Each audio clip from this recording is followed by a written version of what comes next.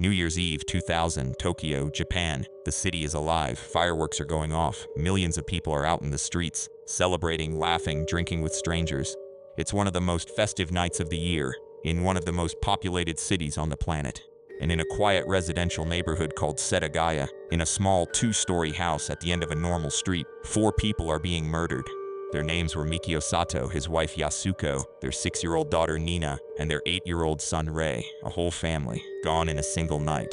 But here's the part that makes this case unlike almost anything else in the history of criminal investigation. After the killer finished, after he was done with all 4 of them, he didn't run. He stayed. He made himself at home, he ate their food, he used their computer, he changed his clothes, he fell asleep on their couch, and when he finally left, he vanished completely. Without a trace. It has now been over 25 years. The Setagaya family murders remain one of the most baffling unsolved cases in the world. Investigators have his DNA, they have his fingerprints, they have his shoe size, his blood type, his diet, his parasites. They know almost everything about this man, and they still don't know who he is. This is that story. To understand this case, you first need to understand the neighborhood. Setagaya is not a dangerous place. It never has been. It's one of the more upscale residential wards of Tokyo. Tree-lined streets, clean sidewalks, small family homes packed close together. The kind of place where people leave their doors unlocked because crime just doesn't happen there. The kind of place where kids ride their bikes until 9 p.m. and nobody worries. The Sato family fit right in. Mikio Sato was 44 years old. He worked a regular office job. His wife Yasuko was 41. They had 2 children, Rei, who was 8, and little Nina, who had just turned 6. By all accounts, they were a completely ordinary family. No enemies, no history of violence, no connections to organized crime or anything that might explain what was about to happen to them. On December 30th, 2000, the family spent the evening at home. It was a cold winter night, the kind where you want to stay in and not go anywhere. Yasuko had cooked dinner. The kids were probably watching TV or playing, nothing out of the ordinary. Somewhere between 11 p.m. and midnight, someone entered their home. The exact point of entry has never been fully established. Japanese investigators believe the killer came in through a garden door or window on the ground floor. The neighborhood was quiet. Nobody heard anything unusual. The family had no idea what was coming. What happened next is something investigators pieced together slowly, painfully, over the following days. The killer entered the home and first attacked Mikio, the father, in the downstairs area. Then he went upstairs. He killed Rei. He killed Nina. He killed Yasuko. All 4 members of the Sato family were dead. And then, he didn't leave. This is the part of the story that separates the Setagaya case from every other murder. After killing the entire family, the killer spent several hours inside that house. And forensic investigators were later able to reconstruct, in disturbing detail, exactly what he did. He went into the kitchen and he ate. He went through the refrigerator and helped himself to whatever was in there.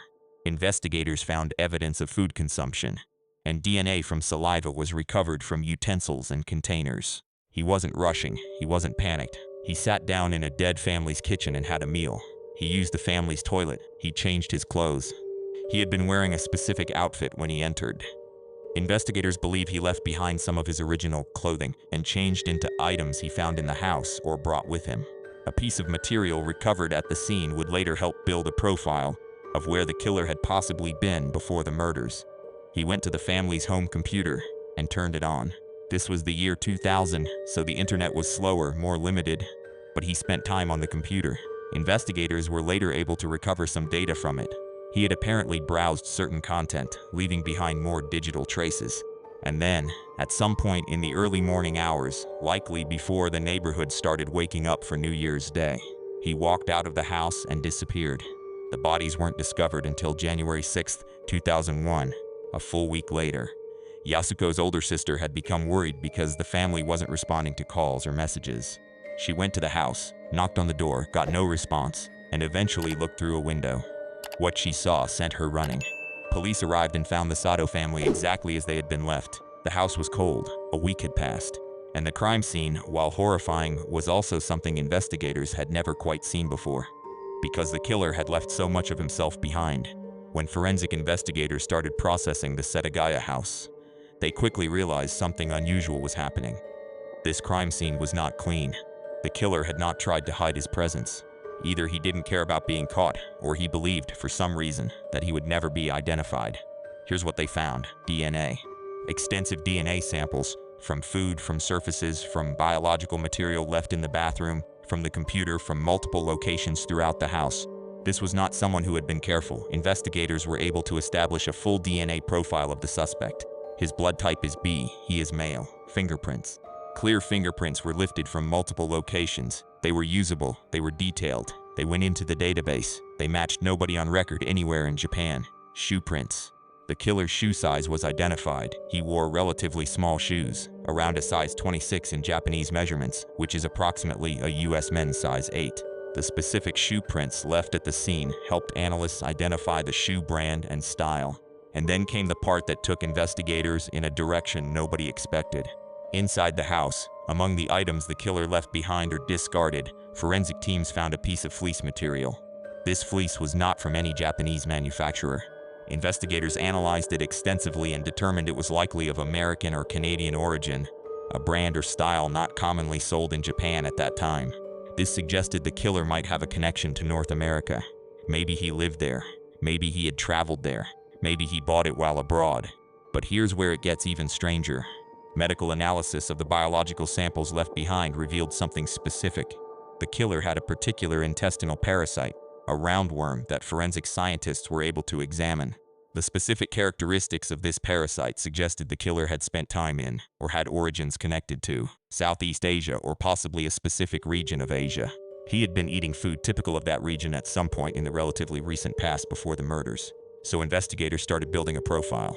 Male, blood type B, roughly 5'6" to 5'9" based on the clothes and other physical indicators. Connections to both Asia and North America. Left behind no Japanese criminal record, they had a ghost. In the years that followed, Japanese authorities threw enormous resources at this case. Japan's National Police Agency classified this as a priority investigation. Tens of thousands of people were interviewed in the Setagaya area alone. DNA samples were collected from hundreds of thousands of people. Men who matched the basic profile, individuals with histories of violence, anyone who might remotely fit. DNA databases were cross-referenced across Japan, then internationally. Nothing. The fingerprints were checked against databases in multiple countries. The FBI was consulted. International cooperation was requested and granted.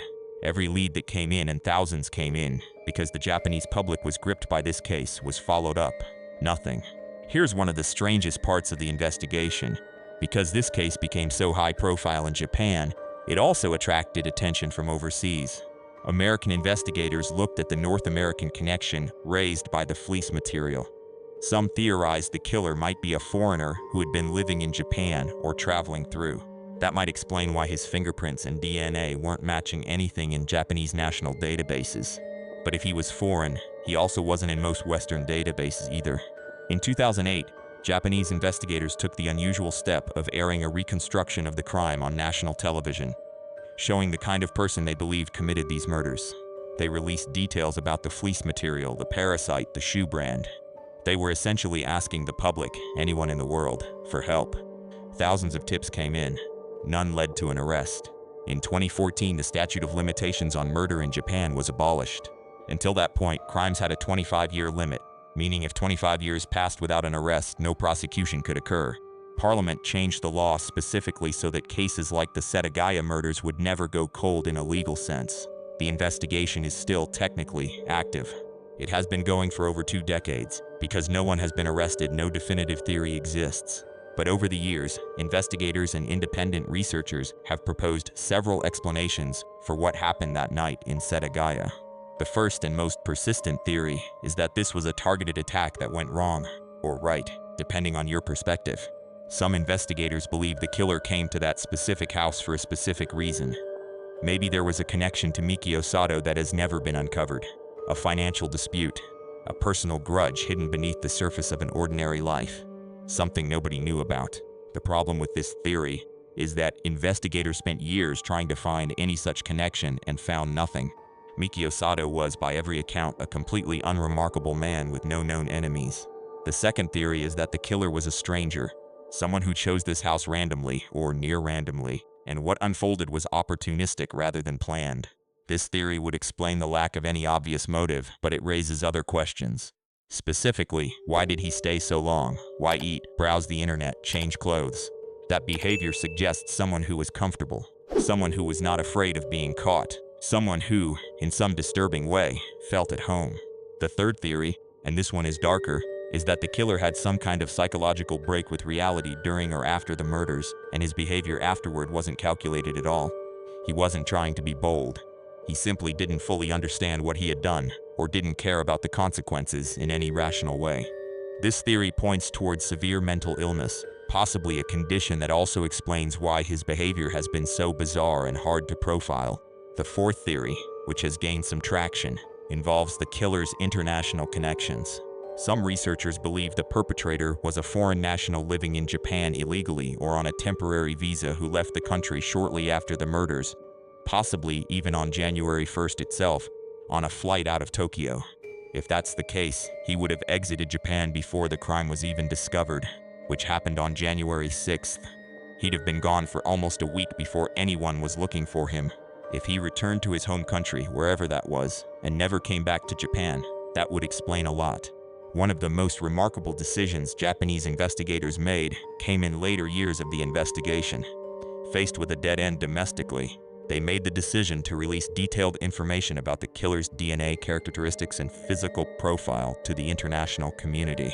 This was done in cooperation with international investigative bodies and through media channels reaching outside Japan.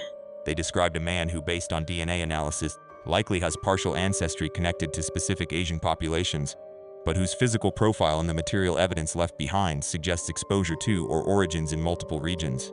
This complexity has made ethnic or national profiling extremely difficult and potentially misleading. What the DNA does confirm with certainty is that this is one person, a single male perpetrator. The DNA recovered from every part of that crime scene is consistent. There is no ambiguity about that, and that DNA is sitting in a database waiting. It has been compared to DNA from suspects in related investigations. It has been run against consumer genealogy databases, a technique that has solved cold cases in America by identifying relatives of unknown suspects. So far, even that approach has not yielded a usable match. But genealogy DNA databases grow every year. Millions of people add their data. The probability that a close relative of this killer, a cousin, a sibling, a parent, is somewhere in a database somewhere in the world increases every year. Investigators haven't given up on that. Before we get to the close of this story, I want to take a moment to come back to the human element here. Because in cases like this, cases that go unsolved for decades and become famous for their complexity, it becomes easy to focus on the puzzle, the DNA, the shoe prints, the fleece material, the parasite. And somewhere in all of that analysis, you can lose sight of who actually matters. Mikio Sato was 44 years old. He had a job he went to every day. He probably had things he was looking forward to in the new year. Yasuko was 41. She had cooked dinner for her family on December 30th. She had no idea it was the last meal she would ever make. Ray was 8 years old. 8, he was a kid. He probably had a favorite show, a favorite food, something he wanted for his birthday. And Niana was 6. She had just started school. She had barely begun. Yasuko's family, her parents, her older sister who was the one to discover the bodies, they have lived with this for over 20 years. They have given interviews.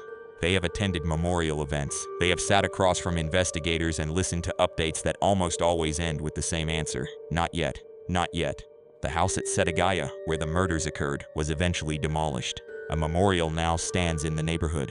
Every year, on the anniversary, there are people who remember, who show up, who refuse to let this family disappear into a footnote. And every year, the case remains open. So where does that leave us? Somewhere out there, there is a man, now in his 40s, 50s, possibly even older, who walked into a family's home on the last night of the year 2000, killed 4 people, ate their food, sat at their computer, and then walked away. He has been walking around for over 25 years. Maybe he's in Japan. Maybe he's in Southeast Asia. Maybe he's in the United States or Canada. Maybe he's dead. Maybe he's living a completely normal life, going to work, having dinner, sleeping soundly, while investigators on the other side of the world still have his DNA in a file. Japan has never officially declared a primary suspect. No one has ever been charged. The case is one of the most well-documented unsolved murders in Asia, and possibly in the world. There is a version of this story where, someday, a genealogy database match triggers a chain of connections that leads investigators to a door. They knock. A man answers. And after 25 years, the Sato family finally gets something that has been denied to them for a very long time. Justice. But we're not there yet. The file is still open. The DNA is still waiting. And somewhere in a neighborhood in Tokyo that has long since moved on, 4 names are still carved into a memorial stone: Mikio, Yasuko, Rei, Nina. This was their story. If you made it this far, thank you for watching. Cases like this one are the reason I started this channel. Because behind every unsolved file, there is a real family that deserves to be remembered. If you have any information related to the Setagaya case, Japanese authorities still maintain an active tip line. Stay safe out there. I'll see you in the next one.